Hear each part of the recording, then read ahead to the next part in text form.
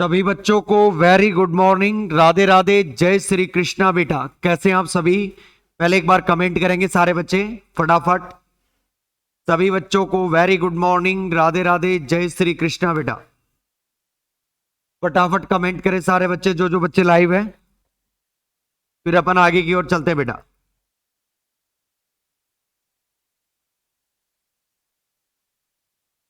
सभी बच्चों को very good morning, Radhe Radhe, जय श्री कृष्णा। बेटा एक बार सारे बच्चे कमेंट कर दें, उसके बाद आगे चलेंगे। बेटा ठीक है, फटाफट कमेंट कर दे सारे बच्चे।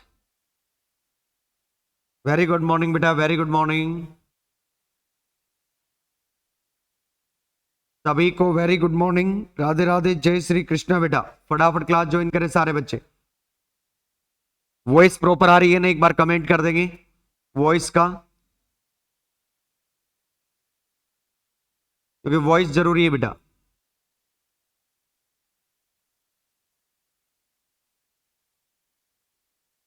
वॉइस जरूरी है, पहले पहले बोल रहा हूं। चलिए तो करते हैं श्री गणेश। आपको लेक्चर नंबर जो सेकंड था उस पे मैंने एक डेफिनेशन करवा दी थी, और वो थी कौन सी? परिपथ वाली। अब जो डेफिनेशन है, कुछ छोटी छोटी डेफिनेशंस हैं, उनको जानना बहुत जरूरी है। ये बात दिमाग में गांठ बांध लो कि यदि छोटे वाले पार्ट नहीं बैठा दिमाग में, तो आगे वाला पार्ट नहीं बैठेगा। और स्टेप बाय स्टेप अच्छे से क्लियर होने के बाद ही अपन आगे की ओर चलेंगे।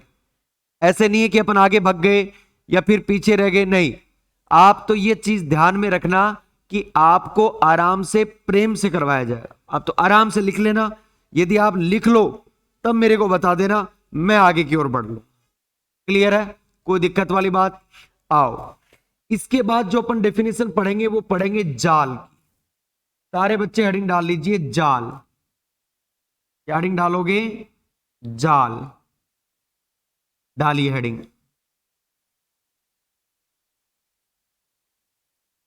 नेटवर्क। हेडिंग डाल लो सारे बच्चे, जाल। जाल क्या होता है? देखो, जैसे जाल अपन बोले, एक समूह है बोले, एक ही बात है। तो जैसे उसका, यार ऐसे बोलते हैं, उसका जाल बहुत अच्छा बिछा हुआ है। जाल बिछने का मतलब, जैसे कोई व्यक्ति से एग्जांपल दूं मैं, कोई बंदा है, उसके फ्रेंड सर्कल में बहुत सारे लोग हैं, तो उसका जो जाल है वो क्या है? बहुत बड़ा है। ठीक है, और वो बहुत सारे लोगों से मिलकर बना है, सिंगल से नहीं बना। बहुत से टाइप्स के लोगों से मिलकर बना है। कोई उसके अंदर बहुत अच्छा पढ़ने वाला है, कोई बहुत अच्छे बोलने वाला है, कोई बहुत अच्छा लिखने वाला है। ऐसे कॉम्बिनेशन से एक जाल बना है, उसका एक ग्रुप बना है। अच्छा, ऐसे ही इलेक्ट्रॉनिक्स में जैसे रेजिस्टेंस है, डायोड है, बैटरी है, ठीक है, प्रतिरोध है। ठीक है, समझ गए? डायोड, बैटरी, संधारित्र, कैपेसिटर, इंडक्टर, कुंडली, इन सबों से मिलकर जो समूह होता है उसे ही हम क्या कहते हैं? जाल। यानी इन अवयवों को एलिमेंट बोलते हैं इलेक्ट्रॉनिक्स में। जैसे रेजिस्टेंस हुआ, कैपेसिटर हुआ और इंडक्टर हुआ, इन सब को क्या बोलते हैं अपन? एलिमेंट्स, अवयव। इन सब सभी अवयवों का समूह ही क्या कहलाता है? जाल। यानी बहुत सारे जो आपके जैसे इलेक्ट्रॉनिक्स के बहुत सारे ये छोटे छोटे एलिमेंट्स थे, इन सभी को मिला दिया जाए तो क्या बन जाएगा? समूह, यानी जाल। ये एक छोटी सी डेफिनेशन है, इसको पहले आप तरीके से लिखेंगे। लिखो फटाफट, पहले एक बार थोड़ा सा फटाफट इसकी डेफिनेशन लिखेंगे। लिखो, डबल इन्वर्टेड कोमा चालू कर लेना और लिखो, इलेक्ट्रॉनिक की इलेक्ट्रॉनिकी में इलेक्ट्रॉनिकी में इलेक्ट्रिक अवयवों का समूह है। इलेक्ट्रॉनिकी में इलेक्ट्रिक अवयवों का समूह है, जाल कहलाता है। इलेक्ट्रॉनिकी में इलेक्ट्रिक अवयवों का समूह है, जाल कहलाता है। डबल इन्वर्टेड कोमा बंद। ये इलेक्ट्रिक अवयव, ये इलेक्ट्रिक अवयव प्रतिरोध, ये इलेक्ट्रिक अवयव, देखो पहला प्रतिरोध, प्रतिरोध ब्रैकेट में इसके छोटा सा ऐसे लिखेंगे सिंबल भी, प्रतिरोध कोमा संधारित्र, क्या लिखोगे संधारित्र लिखो, आगे वाले कोमा लगाए लिखे ना संधारित्र, और संधारित्र के ब्रैकेट में कैसा लिखोगे छोटा सा सिंबल, ठीक है संधारित्र, फिर कोमा लगाओ, फिर लिखो प्रेरकत्व, प्रेरकत्व इंग्लिश मीडियम वालों को लिखवा दूंगा, और ब्रैकेट में लिखना प्रेरकत्व, इस टाइप से आप क्या बनाना उसका सिंबल, प्रेरकत्व, प्रेरकत्व कोमा लगा के लिखना। ट्रांजिस्टर, इसका सिंबल आगे बनाएंगे, बड़ा बना थोड़ा अच्छा नहीं लगता लाइन के अंदर, ट्रांजिस्टर, ट्रांजिस्टर, डायोड, डायोड का भी आगे बताएंगे किस तरीके से पीएन डायोड होता है, पीएन जंक्शन डायोड होता है, सब कहां कहां क्या काम में आते हैं, लिखो diode comma battery, diode comma battery, आदि होते हैं, बैटरी आदि होते हैं, नेटवर्क की बात कर रहा हूं बेटा, सबसे पहले अच्छे से डेफिनेशन लिखेंगे, आदि होते हैं, इंग्लिश मीडियम वाले लिखें नेटवर्क, हेडिंग डालें नेटवर्क, सबसे पहले हेडिंग डालेंगे नेटवर्क, और डबल इन्वर्टेड कोमा चालू करके इंग्लिश मीडियम वाले लिखेंगे सेपरेट, आराम से करवाएंगे भैया, पहले बोल रहा हूं, लिखो network, network is the combination, network is the combination, network is the combination,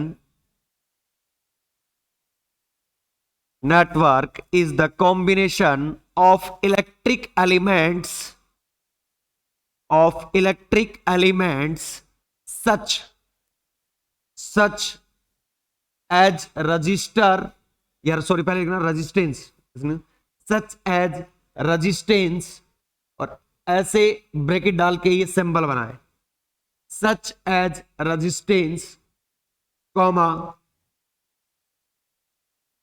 capacitor, comma capacitor, bracket में लिखे इस टाइप का symbol,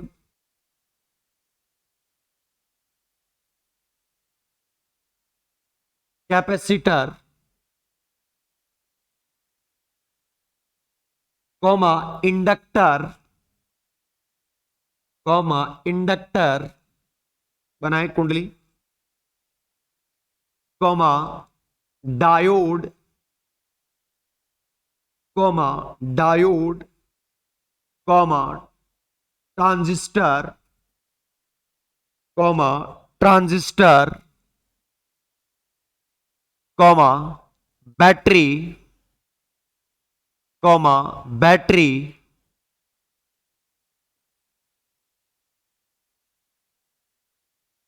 etc, etc full stop, full stop, etc full stop. आगे आइए, दो चीज बताएंगे आपको, इन्हीं के आधार पर इनको बांटेंगे भी। नोट, छोटा सा नोट है, कोई ज्यादा बड़ा नोट भी नहीं है, ठीक है, बात को समझनी है, इसको आपने पढ़ा भी आराम से कि सर हम बहुत बार पढ़ चुके हैं, एक पढ़ा आपने एसी और एक पढ़ा है डीसी, और मैं बता दूं तुम्हें यूनिट सेकंड में आराम से बताऊं, यूनिट सेकंड के फर्स्ट पार्ट में इन्हीं के बारे में बात करेंगे। डीसी है ना, एक डीसी सोर्स होता है और एक एसी सोर्स। आपने सोचा होगा, देखो एसी सोर्स जो होता है वो कुछ ऐसे होता है,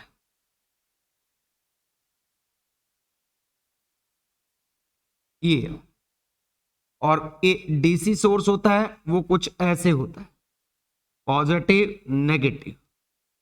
ध्यान रखना, आप बैटरी जिसमें लगे हो उसमें डायरेक्शन बता सकते हो, डायरेक्शन बता सकते हो कि इधर से पॉजिटिव से नेगेटिव की ओर करंट फ्लो करेगी, नहीं। बट आप एसी में ऐसा नहीं बता सकते, क्योंकि हर एक साइकिल के लिए वो क्या रहती है, जैसे आगे जाके बहुत अच्छे से बताएंगे इसको कि देखो हर साइकिल में क्या हो जाती है चेंज, एक पॉजिटिव हाफ साइकिल और एक नेगेटिव हाफ साइकिल। इसमें आप डायरेक्शन नहीं लगाते हैं, वो मैं आगे जाके बताऊंगा। अभी के लिए आपको ये ध्यान में रखना कि इसके सिंबल क्या है, एसी और डीसी बैटरी से लिखाएंगे, और एक को एसी सोर्स बोलेंगे, एक को डीसी सोर्स बोलेंगे। क्लियर है? इन दोनों को नोट डाल के इसके जस्ट नीचे लिखेंगे सबसे पहले इंग्लिश मीडियम वाला, लिखो लिखो, there are two types of network, there are two types of network on the basis of, there are two types of network on the basis of electric source, electric source, electric source, electric source, electric source। अब क्या कहा उसने कि दो type के होंगे, और वो भी किसके बेस्ड पे, इलेक्ट्रिक सोर्स के आधार पर। अब इलेक्ट्रिक सोर्स के आधार पर दो टाइप कौन से होंगे उसके, देखो पहला तो होगा एक्टिव, क्या होगा, एक्टिव, एक्टिव नेटवर्क, क्या होगा, एक्टिव नेटवर्क, एक्टिव नेटवर्क। और दूसरा जो इसका होगा वो होगा पैसिव नेटवर्क, पैसिव, ध्यान से, पैसिव इनकम जैसे ही है, पैसिव, पैसिव नेटवर्क। ध्यान से सुनिए सारे बच्चे, there are two types of network on the basis of electric source, यानी इलेक्ट्रिक सोर्स के बेस्ड पर अपन ने कितने भागों में बांटा है, दो भागों में। एक बना है एक्टिव नेटवर्क और दूसरा किसमें बांटा है, पैसिव। यानी होता है सक्रिय जाल और इसको बोलते हैं निष्क्रिय जाल। यानी अपने विद्युत स्रोत के आधार पर दो भागों में जाल को विभाजित कर दिया है, और जो पहला जाल है उसे हम बोल रहे हैं सक्रिय जाल, और दूसरा बोल रहे हैं निष्क्रिय जाल, यानी पैसिव नेटवर्क। कोई दिक्कत वाली बात हो तो बताओ, नहीं है तो हिंदी मीडियम वाले क्या, इंग्लिश मीडियम वाले क्या करेंगे, पहली हेडिंग डाल दे सारे के सारे बच्चे, पहली की पहली स्मॉल ए, यानी active, active network, active network, ये लीजिए एक्टिव नेटवर्क। अब हिंदी मीडियम वाले पहले नोट डालेंगे और उसके बाद लिखेंगे, फिर सारी चीज सबको लिखवाएं। पहले हिंदी मीडियम वाले नोट डाल के लिखो फटाफट, फिर आगे चलेंगे। नोट डाल लो तो इसके नीचे एक लाइन लिखना, पहले एक लाइन लिखना भाई, फिर ही आगे चलेंगे, ध्यान रखना। लिखो सारे बच्चे, जाल विद्युत स्रोत के आधार पर, जाल विद्युत स्रोत के आधार पर मुख्यतः दो प्रकार के होते हैं। जाल विद्युत स्रोत के आधार पर मुख्यतः दो प्रकार के होते हैं, दो प्रकार के होते हैं। पहला लिखो सक्रिय जाल, क्या लिखोगे पहला, सक्रिय जाल, जिसको हमने बोला है क्या, एक्टिव नेटवर्क, सक्रिय जाल, क्या लिखोगे, सक्रिय जाल, स्मॉल ए हेडिंग डाल के। इंग्लिश मीडियम में भी लिख लेना आप, थोड़ा सा अच्छा रहेगा आपके लिए। निष्क्रिय जाल, दूसरे को क्या बोलते हैं, निष्क्रिय जाल, निष्क्रिय जाल, पैसिव नेटवर्क, दोनों लिख लीजिए। फिर अपन आगे की ओर चलते हैं, फटाफट इनको उतारिए और पहली हेडिंग डालिए एक्टिव नेटवर्क। फर्स्ट हेडिंग डालेंगे सारे बच्चे, एक्टिव, एक्टिव नेटवर्क, सक्रिय जाल, सक्रिय जाल। ये छोटे छोटे डेफिनेशन आगे जाके डेरिवेशन का रूप ले लेंगे भैया, पहले बोल रहा हूं।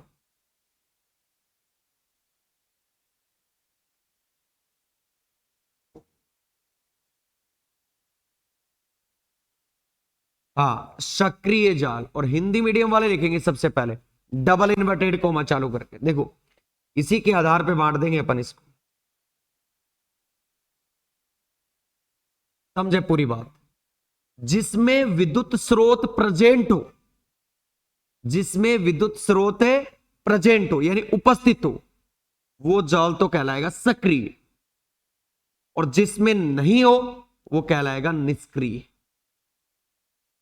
यानी जाल के अंदर यदि इलेक्ट्रिक सोर्स प्रेजेंट है तो वो तो कहलाएगा एक्टिव नेटवर्क, और जिसमें आपका क्या नहीं है, इलेक्ट्रिक सोर्स प्रेजेंट नहीं है, वो कहलाएगा आपका पेसिव। क्या कहलाएगा? Passive network. तो सबसे पहले हिंदी मीडियम वाले बच्चे डबल इन्वर्टेड कोमा चालू करके लिखेंगे, और लिखो सारे बच्चे, वह जाल, वह जाल जिसमें, वह जाल जिसमें, वह जाल जिसमें विद्युत स्रोत उपस्थित हो, विद्युत स्रोत उपस्थित हो, विद्युत स्रोत उपस्थित हो, विद्युत स्रोत उपस्थित हो, ऐसे जाल को सक्रिय जाल कहते हैं। ऐसे जाल को सक्रिय जाल कहते हैं। ऐसे जाल को सक्रिय जाल कहते हैं। सक्रिय जाल कहते हैं।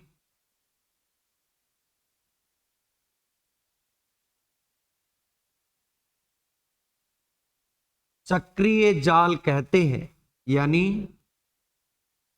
Active network.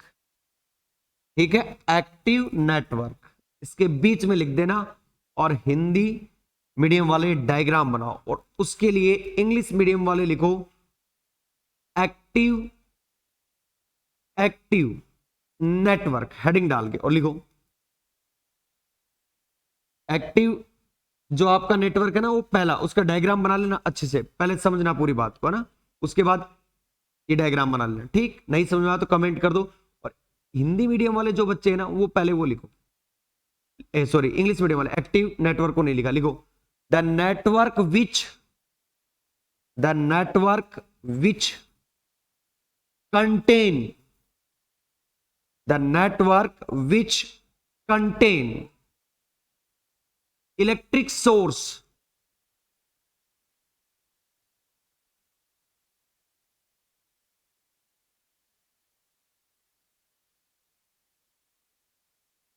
लिखो the network which contain electric source is called active network, active network, active network.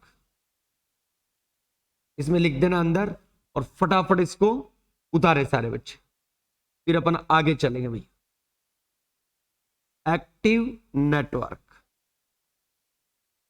और उसके बाद लिख ले पैसिव नेटवर्क। ये डायग्राम बनाने के बाद हिंदी मीडियम वाले लिखे निष्क्रिय जाल, और डबल इन्वर्टेड कॉमा चालू, और वही लाइन, वह जाल, वह जाल जिसमें विद्युत स्रोत, वह जाल जिसमें विद्युत स्रोत, वह जाल जिसमें विद्युत स्रोत उपस्थित नहीं हो, वो की वो लाइन है भाई, वह जाल जिसमें विद्युत स्रोत उपस्थित नहीं हो, नीचे वाली कोमा निष्क्रिय जाल कहलाता है, निष्क्रिय जाल कहलाता है, निष्क्रिय जाल कहलाता है। डबल इन्वर्टेड कॉमा बंद। और हिंदी और इंग्लिश दोनों वालों ने बना लिया होगा। तो अब एक काम करें सारे बच्चे, एज इट इज बनाएंगे, बस इसमें कुछ नहीं लगाएंगे। यह आपका होता है passive, passive network, passive network. इसमें इलेक्ट्रिक सोर्स नहीं उपस्थित हो। हिंदी मीडियम वाले डायग्राम बना ले, इंग्लिश मीडियम वाले लिखें पैसिव नेटवर्क, हेडिंग डाल के लिखो the network which, the network which does not contain, the network which does not contain, does not contain electric source, electric source is called passive network, is called passive network, is called passive network। Diagram बनाना भाई अच्छे से, सुंदर सा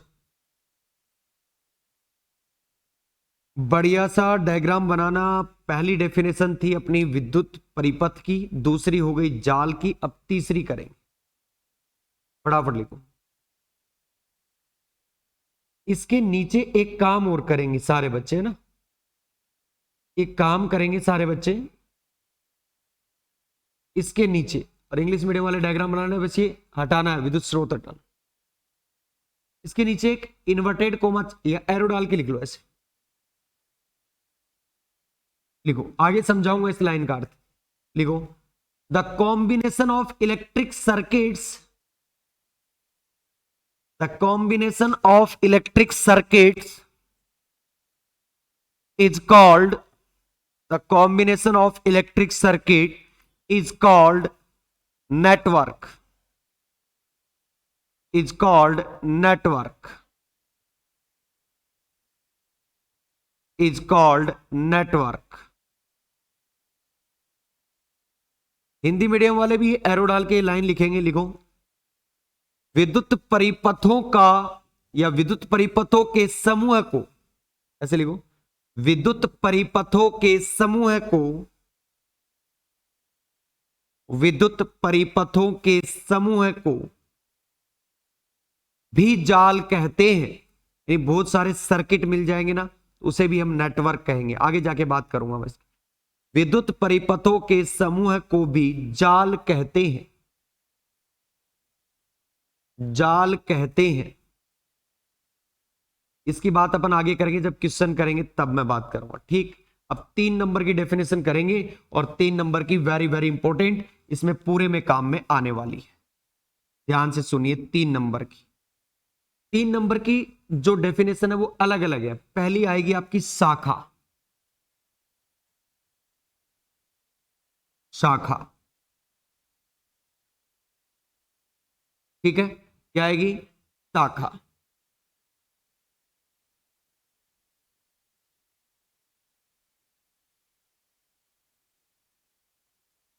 शाखा, इसी के साथ शाखा के साथ ही दूसरी डेफिनेशन और करेंगे अपन, किसकी, संधि की। यानी संधि को अपन बोलते हैं दो मिलना, यानी नोड, संधि की डेफिनेशन भी करेंगे। उसके बाद अपन संधि के बाद लूप, लूप को आप पास भी बोलते हो कई बार, ये देखो आप 11th 12th क्लास में पढ़ते थे भी लूप, या इसको अपन पास भी बोलते हैं। क्या बोलते हैं, पास। ये क्या है क्या नहीं है, ये अपन बात करेंगे अभी आगे जाके सारी चीजों की। पहले सिर्फ आप इतनी बात समझे, शाखा यानी ब्रांच, दूसरी है संधि यानी आपका नोड, तीसरा है लूप, यानी आप बोल सकते हो इसको इंग्लिश में लूप, या इसको मैश भी बोलते हैं। क्या बोलते हैं, मैश भी बोलते हैं। इन तीनों की डेफिनेशन आपको आनी बहुत जरूरी है। अब इसकी डेफिनेशन समझे कैसे सर, ये कहां काम में आते हैं, ये किसी परिपथ में काम में आएंगे। तो मैं एक परिपथ ले लेता हूं, ध्यान से सुनिए इस परिपथ को, इसी परिपथ से सारी चीजें समझेंगे बेटा अपन। चाहे वो ब्रांच हो, चाहे वो क्या हो, लूप हो, सारी की सारी चीजें इसी से समझेंगे। और इनका नामकरण दे रहा हूं, कोई जरूरी नहीं है कि इसी तरीके से इनका नामकरण हो, आप अपने हिसाब से दे देना, कोई तकलीफ वाली बात नहीं है।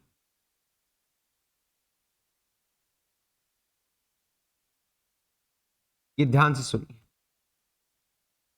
ये जुड़ा हुआ, भाई ध्यान रख लेना, जुड़ा हुआ है।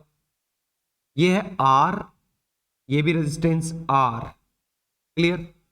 अब थोड़ा सा आगे बढ़ते हैं, इस सर्किट को थोड़ा बड़ा बनाएंगे ताकि अपने को क्या समझ में आ सके अच्छे से चीज। अब देखो, मैं पहली बार में क्या करता हूं, यहां पे एक क्या कर देता हूं, रेजिस्टेंस लगा देता हूं। बताऊंगा इसका कारण, इसको हटा के भी और इसको लगा के भी। ये आर है। क्लियर। यहां पे भी क्या है, आर है, यहां पे भी आर है। रेजिस्टेंस ये आर आर ही लिए मैंने, कोई चेंज नहीं किया। आगे जाके वैल्यू चेंज कर देंगे, पर अभी के लिए मैंने कोई चेंजमेंट इसमें नहीं किया है। एक मैंने रेजिस्टेंस यहां लगा और इसको कनेक्ट कर दिया। अब सुनिए तरीके से सारे बच्चे, ये मैंने पॉइंट दिया ए। क्लियर। ये मैंने पॉइंट दिया बी, समझने के लिए। इसके बाद आता है सी, इसके बाद आता है डी, ई, एफ, जी और एच।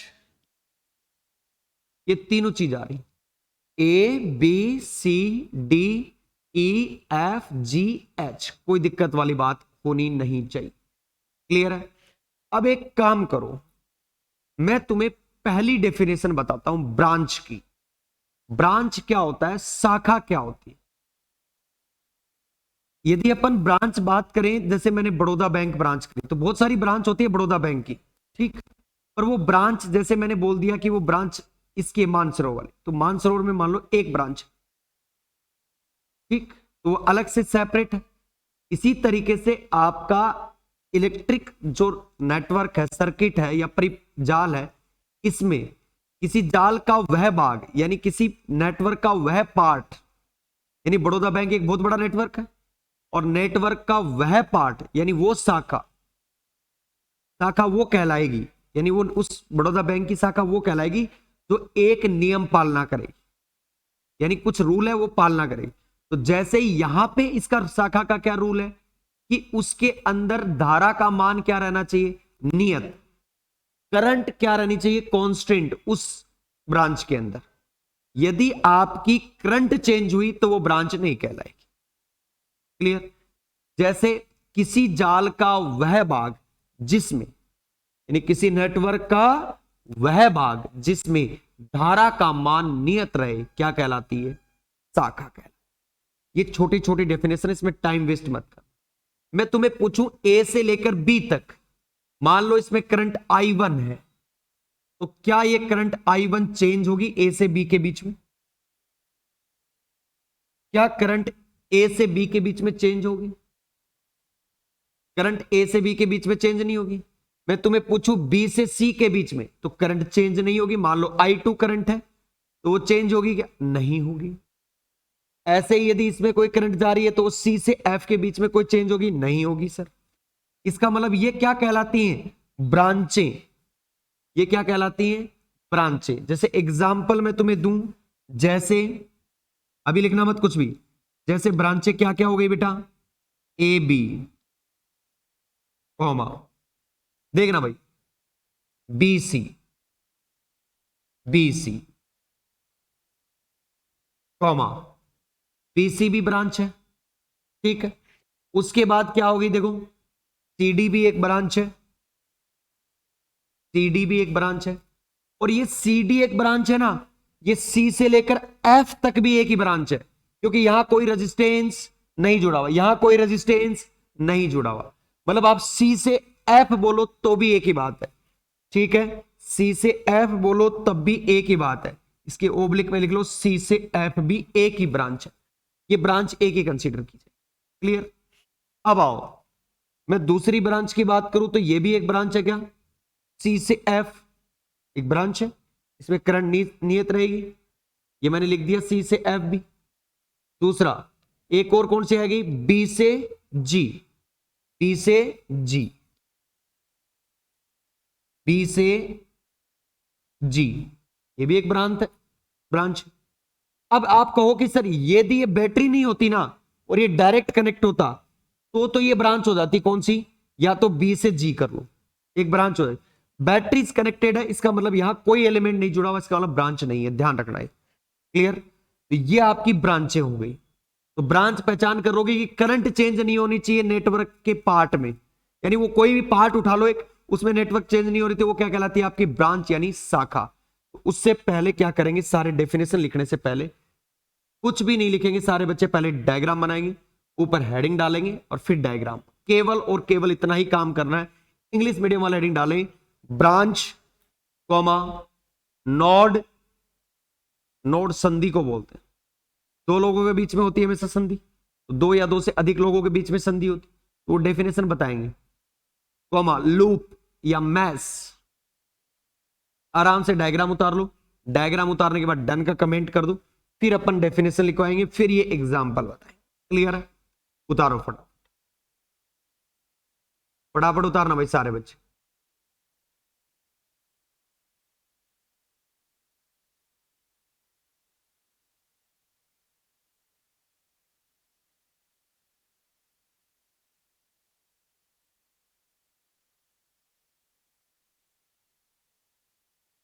तुरंत प्रभाव से ये डायग्राम उतार के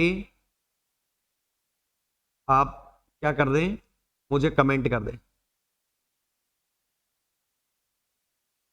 ताकि अपन आगे की ओर चले।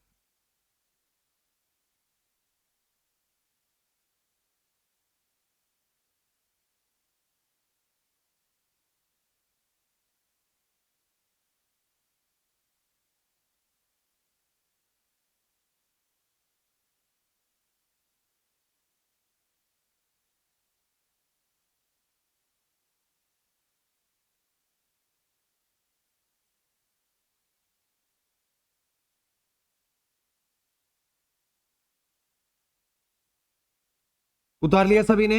अब हिंदी मीडियम वाले पहली डेफिनेशन लिखेंगे, लिखो नीचे आराम से, ऐसे करके शाखा की, सबसे पहले शाखा की लिख रहे हैं, ध्यान से सुनना। इसके अंदर पहली डेफिनेशन ही है शाखा।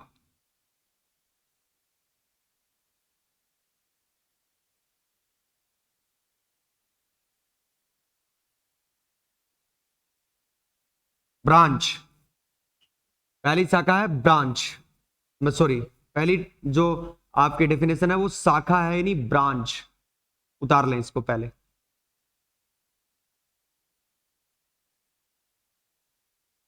ठीक, और अब लिखो हिंदी मीडियम वाले लिखो, जाल का वह भाग, जाल का वह भाग,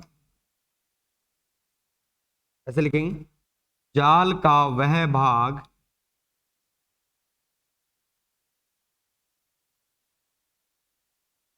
वह भाग जिसमें धारा का मान नियत रहे, जिसमें धारा का मान नियत रहे,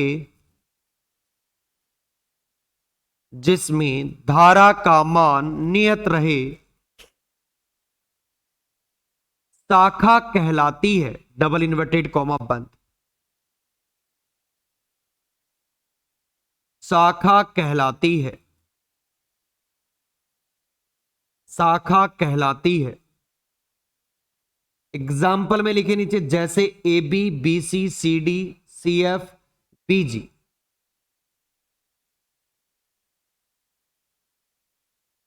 जाल का वह भाग जिसमें धारा का मान नियत रहे, शाखा कहलाती है।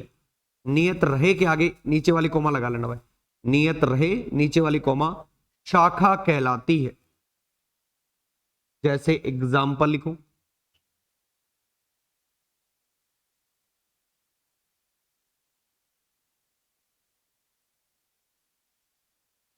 फटाफट। इंग्लिश मीडियम वाली को, the part of any network, the part of any network in which, the part of any network in which the value of current, the value of current, the value of current remains constant, the value of current remains constant is called branch, is called branch, is called branch.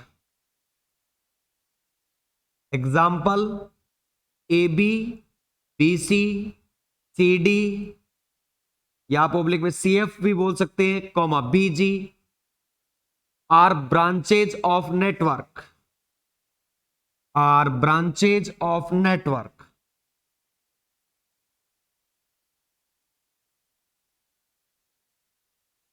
are branches of network, are branches of network. आगे वाली heading डालें, संधि या Nord.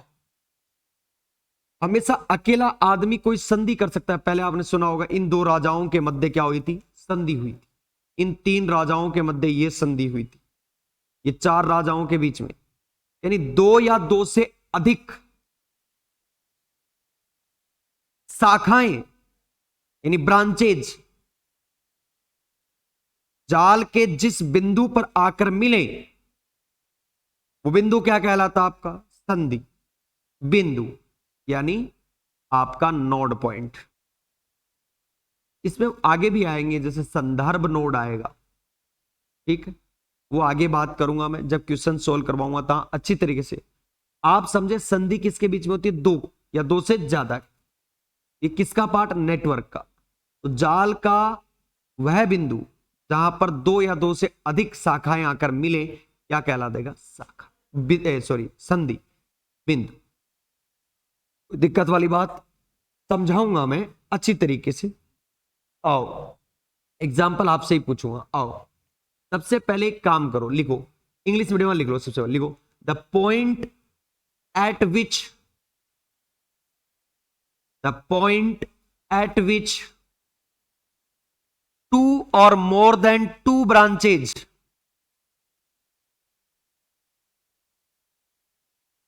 the point at which two or more than two branches,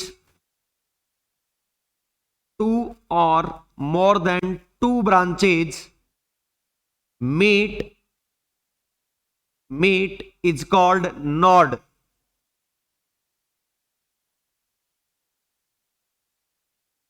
is called node, is called node। आइए example बताता हूं तुम्हें, अच्छा सुनिए, इसी के अंदर सुनेंगे। ये ब्रांच है ए बी, ये BG भी एक ब्रांच है और CB भी एक ब्रांच है। ये तीनों ब्रांच है और ये आके कहां मिल रही हैं, इस पॉइंट पे, इस पॉइंट पे। दैट मींस आपका B वाला पॉइंट क्या है, एक नोड पॉइंट है, संधि बिंदु, क्योंकि इसमें दो या दो से अधिक शाखाएं आकर मिल रही। अगर हम C की बात करें तो C पे देखिए, एक, दो और तीन, C भी एक क्या अपना ब्रांच। अब F देखो, F इस पे देखो, यहां पे कोई ब्रांच नहीं है, ठीक, इस पे केवल ये ब्रांच मिल रही है। तो D वाला पॉइंट कोई भी आपका संधि बिंदु नहीं, E वाला पॉइंट नहीं है क्योंकि यहां पे कोई ब्रांच आके नहीं मिल रही। F पर आओ, एक आ रही है C से F और एक आ रही है G से F, दो ब्रांच मिल गई।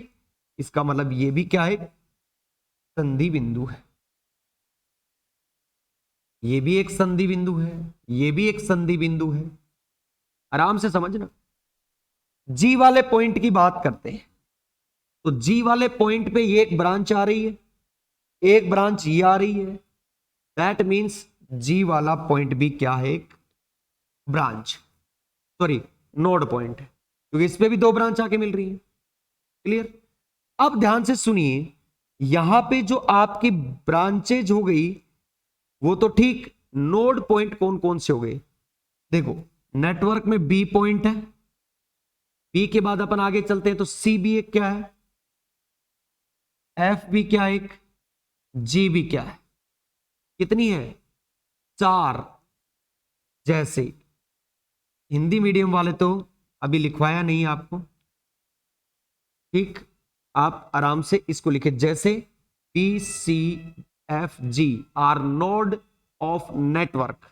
एग्जाम्पल लिख के लिखे इंग्लिश मीडियम वाले, B C F G are node of network, are node of network. और हिंदी मीडियम वाले पहले नोड की डेफिनेशन तो लिखो संधि की, फिर बात करेंगे। संधि की डेफिनेशन लिखो, लिखो जाल का वह बिंदु, जाल का वह बिंदु, नीचे वाली कोमा, नीचे वाली कोमा, जाल का वह बिंदु जिस पर दो या दो से अधिक शाखाएं आकर मिले, जाल का वह बिंदु जिस पर दो या दो से अधिक शाखाएं आकर मिले,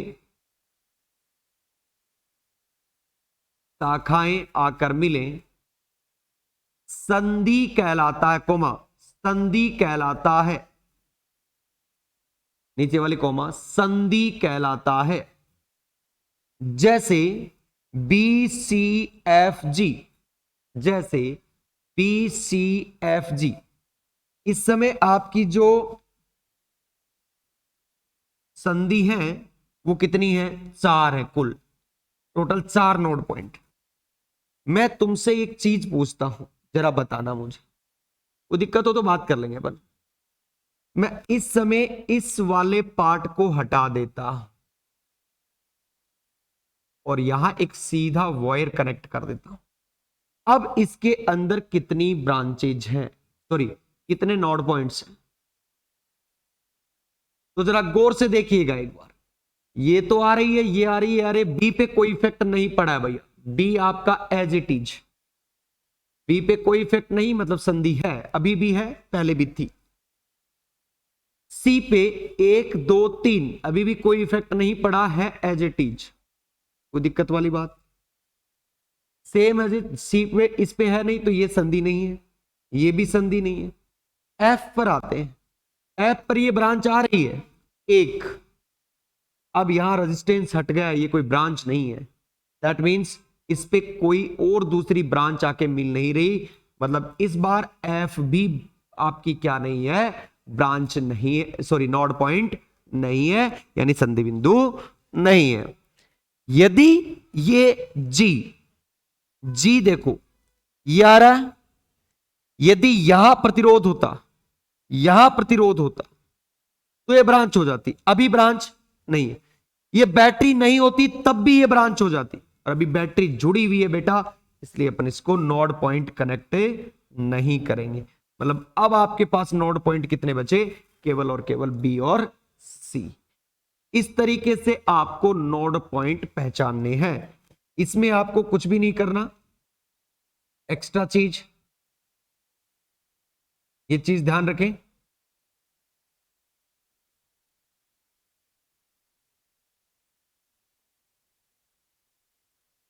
ये लो, ये डायग्राम जो बना हुआ था वो बनाएंगे, और पहले ही बना लिया आपने, और उसके नीचे एग्जाम्पल लिख दिए, वो तो मैं समझाने के लिए बताया, ठीक है, उस पर ज्यादा ध्यान देने की कोशिश ना करें तो ठीक है, आपको समझने के लिए करवाया। क्लियर, ये डेफिनेशन है बेटा। और सुनिएगा सारे बच्चे, प्रॉपर क्लास स्टार्ट हो चुकी है, यूट्यूब पे आपको रिकॉर्डेड मिल रही है। जिस बच्चे को लाइव क्लास अटेंड करनी है वो आप एप्लीकेशन में जाइए और क्या करिएगा, डेमो क्लासेस के नाम से आपका फोल्डर है, उसमें आपको क्या मिलेगा, अलग से लाइव क्लास का ऑप्शन मिलेगा, रिकॉर्डेड क्लास का ऑप्शन मिलेगा, पीडीएफ नोट्स का फोल्डर मिलेगा, टेस्ट सीरीज का सारा सेपरेट काम आपको मैं आधी यूनिट यूट्यूब पे ही करवाऊंगा। आपको आधी यूनिट का आपको demo class free of cost मिलेगी। उसमें आपका एक टेस्ट भी हो जाएगा, आपका उसमें रिकॉर्डेड लेक्चर भी आ जाएंगे, उसमें आपके पीडीएफ नोट्स भी अपलोड हो जाएंगे। आपको बेसिक आइडिया हो जाएगा कि मैं ये चीजें आपको कितने रुपए में दे रहा हूं। टोटल जो कोर्स है वो आपका देखिए सारे बच्चे, ऑफलाइन है वो तो 1799 रुपए में है, और ऑनलाइन जो कोर्स है वो 1599 में। सॉरी, मैंने उस दिन 1499 बता दिया था पहले दिन, ये 1599, 1799 और 1599, ये आपका ऑनलाइन ऑफलाइन कोर्स है, और ये क्या है, ऑनलाइन और ऑनलाइन कोर्स। तो ये फीस है। आप आराम से पहले डेमो लीजिए, आपको पसंद आए तब आगे कंटिन्यू करिएगा, नहीं आप आराम से जहां आपको बेस्ट लगे वहां ज्वाइन कर सकते हैं। अपना कोर्स 20 जनवरी से पहले करवा देंगे। इस संडे को पहली एक्स्ट्रा क्लास होगी जो कि 2 घंटे की होगी। अपने को कोई फर्क नहीं पड़ता और टीचर क्या कहते हैं कि अभी से एक्स्ट्रा क्लास ले रहा है, फिर कैसे, बेटा अभी से लेंगे ना तब आप संतुष्टि से कर पाओगे, नहीं तो आप वही रिकॉर्डेड क्लास लेने वाले हो, गारंटी। क्लियर? तो इस संडे को जरूर बच्चे जो ज्वाइन करें इस संडे से पहले पहले कर लेना, क्योंकि इस संडे को फिर आप थोड़ा बर्डन आपको बढ़ने लग जाएगा। आज के लिए राधे राधे, कल मिलते हैं इसी समय। जय श्री कृष्ण, राधे राधे।